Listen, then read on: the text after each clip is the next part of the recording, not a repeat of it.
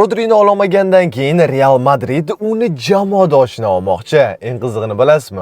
U Barselona akademiyasidan chiqqan. Yo'q, noto'g'ri eshitmadingiz. Agarda siz ham bu jamoa muxlisi bo'lsangiz, hoziroq kanalimizga obuna bo'lib qo'ying. Men sizga batafsil ma'lumotni aytib beraman. Tanishing, Nico Gonzalez. O'tgan mavsum Rodri jiddiy jarohat olgandan keyin Manchester City uni o'rnini bosish uchun aynan shu futbolchini olgan edi. Va boshida u o'zini yaxshi ko'rsatayotgan edi, ammo undan keyin esa ayrim sabablarga ko'ra zaxiradagi o'tiradigan o'yinchi bo'lib qoldi. Undan keyin esa mutlaqo kerak emas bo'lib qolib, mana shu yozda endi jamoani tark etmoqchi ekan. Va shaxsan ispaniyalik futbolchini Real Madrid sotib ola olmagani uchun aynan Nicoga hozirda qiziqish bildiryapti. Qiziqarli fakt, u Barselona akademiyasidan chiqib, bu Barselonaga ham bir nechta o'yin o'tkazgan. Va agarda Real bu o'yinchini oladigan bo'lsa-da, aniq Barselonani ustidan ozgina bo'lsa ham kulib qo'ygandek bo'ladi. Nima deb o'ylaysiz? Shu futbolchi Realga kerakmi? O'z fikringizni izohlarda yozib keting. Bu hali hammasi emas, chunki jamoa yana boshqa futbolchiga ham qiziqish bildiryapti. Eng qizig'i, u o'tgan yilni o'zida Realga kelishi kerak edi, ammo o'xshamay qolgan. Qisqacha bu futbolchi haqida batafsil ma'lumotni bilmoqchimisiz? Hoziroq Telegram kanalimizga kiring.